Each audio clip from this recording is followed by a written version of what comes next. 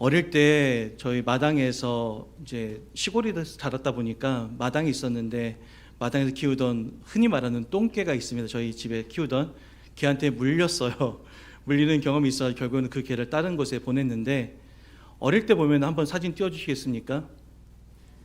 개조심, 요즘은 이제 보기 많이 어려운데 정말 어릴 때 개조심, 그리고 밑에 뭐라고 돼 있어요? 네, 주인 백. 제가 백시지 않습니까? 그래서 어린 마음에 야, 우리 집안 사람들은 개를 진짜 많이 키우나 보다, 개를 사랑하나 보다 생각했습니다. 시골에서 자랄 때에 제가 좋아했던 여자친구, 여사친입니다. 반 친구가 어른 공장이 있었어요, 그 근처에. 그래서 그쪽을 가려고 하면은 꼭 어른 공장 옆에 정말 무서운 개를 키우는 집이 있었거든요. 그 집을 지나갈 때마다 정말 개조심이라는 간판을 보면서, 표지판을 보면서 조심해서 소리도 내지 않고 지나갔던 그런 기억이 있습니다. 오늘 말씀 가운데도 주님께서 그렇게 말씀하시는 거예요. 개에게 물리지 마라. 이 시대에 물리지 마라. 영적인 잠에 빠지지 마라. 라고 말씀을 하시는 겁니다. 봉독하였던 말씀은 우리 예수님의 감람산 강화라고 하는 종말에 대한, 또 종말을 준비하는 성도의 삶의 자세에 대해서 말씀하시는 굉장히 유명한 본문 말씀입니다. 우리 주님께서는 종말의 때, 마지막 때의 징조를 구별하고 또한 미래를 내다보며 어떻게 살아야 되는지 크게 세 가지에 대해서 오늘 본문을 통해서 말씀해 주고 계시는데요. 그런 의미를 담아서 세 가지를 하라고 라는 뜻으로 삼고신앙이라는 제가 말씀을, 제목을 정해 보았습니다. 저는 분명히 삼고신앙이라고 적었는데 우리 성도님들 마음 가운데 혹시 쓰리고라고 읽지 않으시기를 바랍니다. 분명히 저는 삼고신앙이라고 말씀을 드렸습니다. 첫 번째 고입니다. 스스로 조심하고입니다. 우리 34절 말씀 함께 읽겠습니다. 너희는 스스로 조심하라. 그렇지 않으면 방탕함과 술 취함과 생활의 염려로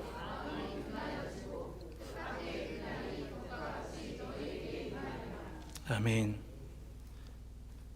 스스로 조심하라고 주님께서 분명히 말씀하셨습니다. 우리가 개조심도 마찬가지지만 지하철이나 이렇게 탈 때 보면은 플랫폼과 지하철 사이에 선로가 틈이 있을 경우에 발조심하라고 하는 그런 것들을 우리가 많이 듣지 않습니까? 우리 주님께서 똑같이 말씀하고 계시는 겁니다.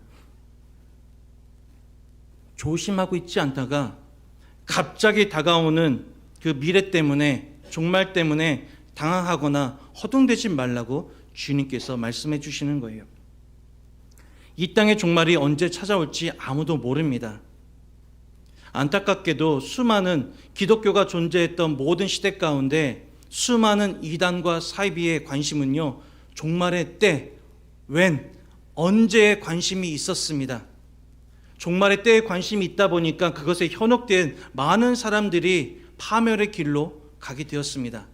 그러나 우리 주님의 말씀은요, 주님의 뜻은요, 종말의 시점도 물론 중요하지만, 언제인지도 중요하지만, 어떻게 종말의 때를 살아가고 준비해야 되는지, 우리 삶의 자세, 성도의 마땅한 모습에 대해서 우리 주님은 더 관심이 있다는 사실을 잊지 마시기 바랍니다.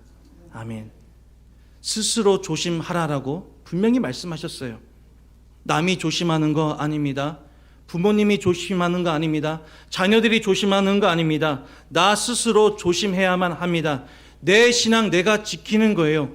그렇기 때문에 어떻게든지 이 자리에 있는 우리 믿음의 다음 세대 청년들, 우리 자녀들, 부모님의 신앙 물론 중요하지만 그 신앙보다 더 뛰어난 청출어람의 신앙이 되고자 하는 마음이, 그런 거룩한 믿음과 기대감이 우리 자녀들과 우리 청년들 간에 있으면 좋겠습니다.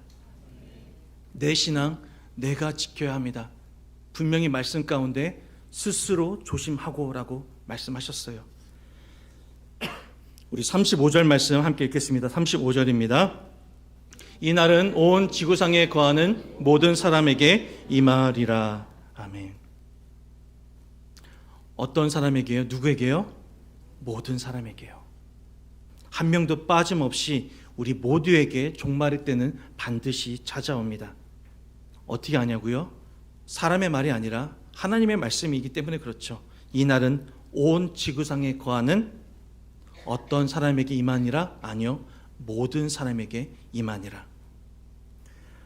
도적같이 오늘 그 종말의 때를 살고 있다는 그러한 경각심이 우리 안에 있어야 됩니다. 우리 주님 반드시 이 땅에 다시 오십니다. 이 땅에 다시 오실 때는요, 심판주로 오신다는 그 사실을 우리가 마음 안에 새겨야 될 줄로 믿습니다. 우리 주님 언제 오실지 아무도 몰라요. 아무도 모릅니다. 다만요, 여기 서 있는 백 목사가 오늘 이 순간에 지금 설교하고 오늘 주일날 주님께서 데려가시면요, 저에게는 종말이 10년, 100년 뒤가 아니라 오늘 8월 넷째 주 주일이 저에게는 종말의 시간입니다. 누구나 다 숨을 거두는 순간 우리 주님께서 들숨과 날숨을 가져가시는 그날이 개인에게서는 그날이 종말인 줄로 믿습니다. 그날이 언제인지 모르기 때문에 우리가 삶의 순간순간마다 삶의 현장에서 최선을 다해서 어떻게든지 말씀대로 살려고 몸부림치는 거 아니겠습니까? 두 번째 고입니다. 항상 기도하고. 스스로 조심한 우리는요, 항상 기도하고 기도해야만 합니다. 우리 36절 말씀 함께 읽겠습니다. 이러므로 너희는 장차 올 이 모든 일을 능히 피하고 인자 앞에 서도록 항상 기도하며 깨어 있으라 하시니라. 아멘. 항상 기도해야 원수 마귀의 시험과 유혹에서 이길 수가 있습니다. 36조에 있는 모든 말씀 가운데 보면은 장차 올 이 모든 일은요, 모든 분쟁과 전쟁, 또 여러 가지 전염병, 지진과 홍수 같은 이 땅에 일어나는 악하고 파괴적인 일들을 말합니다. 인류 역사상 우리 삶 가운데, 역사 가운데 죄가 들어온 이후로는요, 이러한 것들이 끊이지 않았죠. 근데 요즘 보면은 정말 마지막 때가 아닌가라는 생각이 들 정도로 많은 일들이 우리 주변에 지구상에 일어나고 있는 것을 보게 됩니다. 오늘 말씀 가운데 분명히 능히 피하고라는 말씀을 하고 계십니다. 36절에 능히 피하고. 능히 피한다는 말씀 한번 생각해 볼까요? 능히 피한다는 말씀을요, 바꿔서 생각해 보면요, 우리 성도들에게도 이 땅의 모든 안 좋은 일들이 일어난다는 뜻입니다. 예외가 없다는 거예요. 믿는 자나 안 믿는 자나 죽습니다. 주님께서 호흡을 걷어가시면 죽을 수밖에 없고, 이 자리에 계신 우리 모든 성도님들 지금 밝은 모습으로 앉아 계시지만 삶의 현장 가운데, 가정 가운데, 자손들 가운데, 물질 가운데, 건강 가운데 크고 작은 삶의 풍랑을 맞이하며 그럼에도 불구하고 주의 전을 사모하며 나오신 줄로 믿습니다. 어려움 속에서 믿음 지키는 거 어렵죠. 기도 제목이 있는데 그 기도 제목에 10년, 20년, 30년 묵묵부답이신 우리 하나님을 그럼에도 불구하고 믿음으로 바라보는 거 참으로 어려운 일입니다. 그러나 그러한 믿음을 그럼에도 불구하고 지키시는 우리 모든 성도님들 한 분 한 분을 우리 주님께서는 너무나 존귀하게 여기실 줄로 믿습니다. 믿음을 지키는 거 언제 가능하다고요? 항상 기도할 때입니다. 기도줄이 생명줄입니다. 교회 오래 다니신 분들은 다 아시죠? 기도는 영적 호흡이라고요. 다 아십니다. 저는 어릴 때 폐병을 앓아가지고요, 폐활량이 다른 사람들보다 평균적으로 굉장히 떨어집니다. 그래서 숨을 참는 게 몇 초가 안 돼요. 주님께서 감사하게도 완치를 시켜주셔서 지금 이제 폐병이 완전히 나았지만 여전히 폐병의 흔적은 제 안에 남아 있습니다. 기도가 습관이 되어야 되고 기도가 체질화가 되어야 우리가 모든 삶의 문제를 항상 이겨낼 수가 있습니다. 사랑하는 성도님들, 지난 한 주간 동안에 기도 몇 분 하셨습니까? 혹시 식기도 안 하시는 가정 있습니까? 잠자리 드시기 전에 아침에 일어나서 기도 안 하셨습니까? 지난 한 주간의 기도의 시간을 한번 횟수라도 세어보실 수가 있습니까? 새벽 기도에도 많은 분들이 나오고 계십니다. 오늘 아침에 교회에 오면서 운전하면서 하늘을 바라보니까 너무 아름다운 거예요. 어제 동해 여기 장례식장에 갔다 오느라 정말 앞이 보이지 않을 정도로 보이지 않을 정도로 비가 내렸는데 오늘 하늘은 너무나 아름다운 거예요. 그래서 지금 내일 시편 19편 말씀을 묵상하고 있는데 시편 19편 정말 시편 기자의 고백이 이런 게 아닐까라는 생각이 들 정도로 너무 자연이 아름답게 느껴지는 아침을 맞이하면서 성전에 달려 나왔습니다.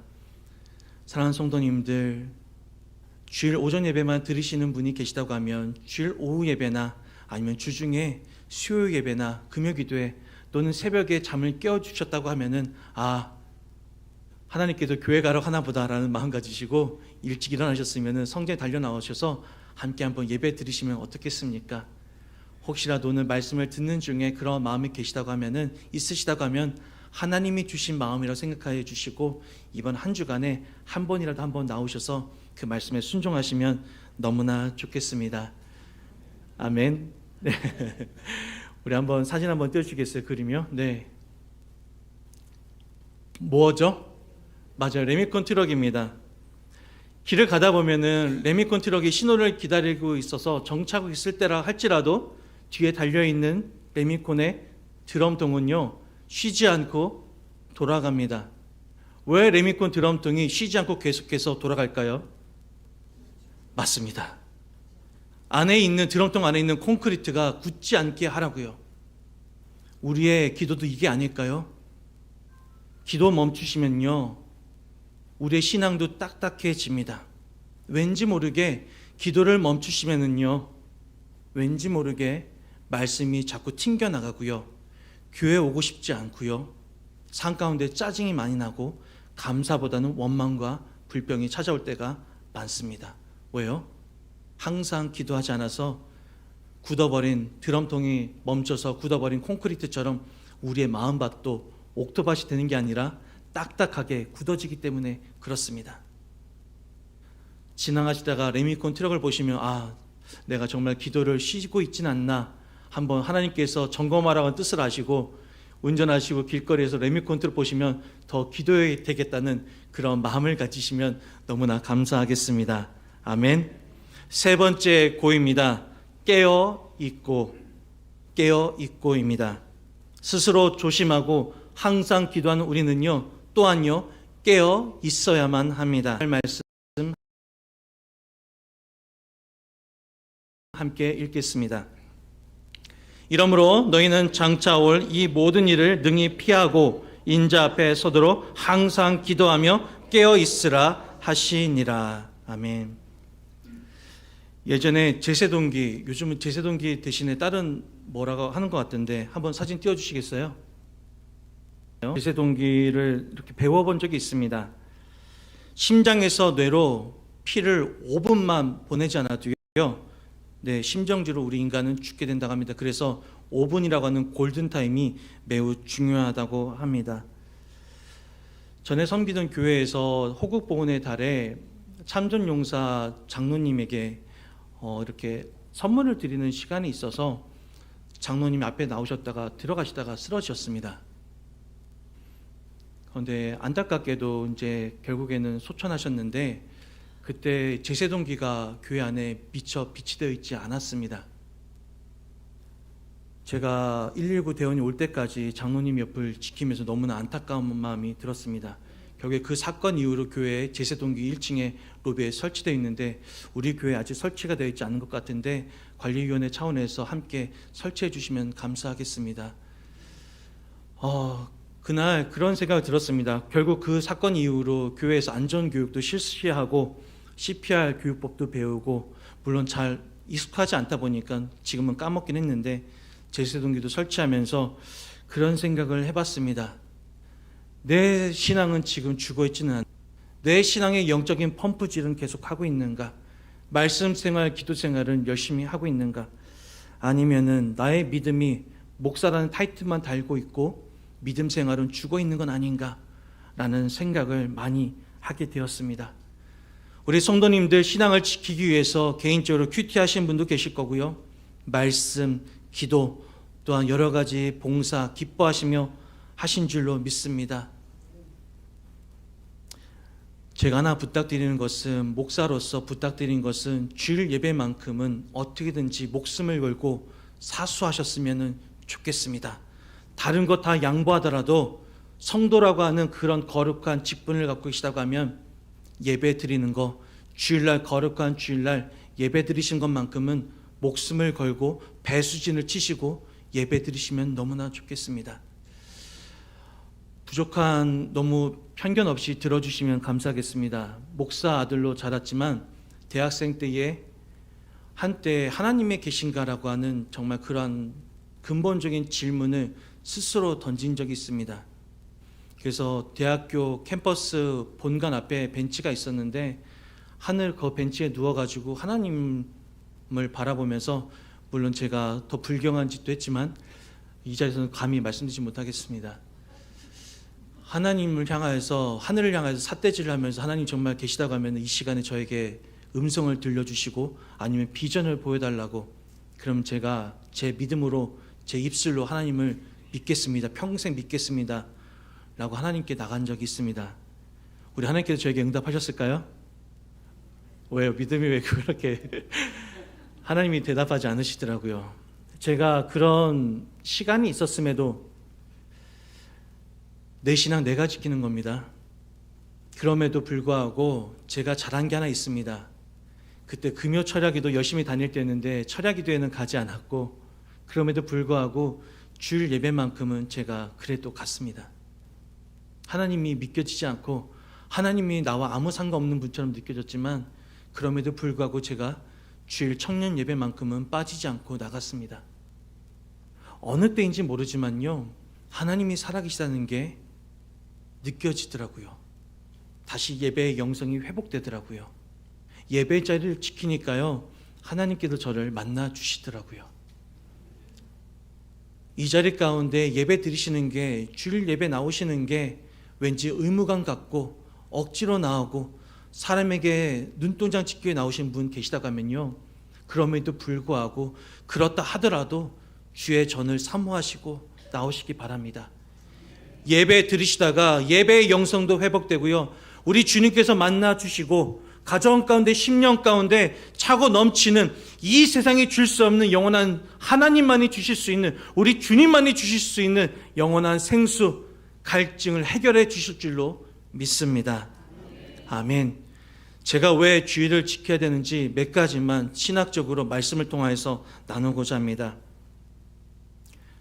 우리는 지금 은혜 시대를 살고 있습니다. 교회 시대를 살고 있습니다. 구약의 안식일을 넘어서 우리가 주일을 지키는 이유는요, 주님께서 부활하신 날이 바로 주일 아침이기 때문에 그렇습니다.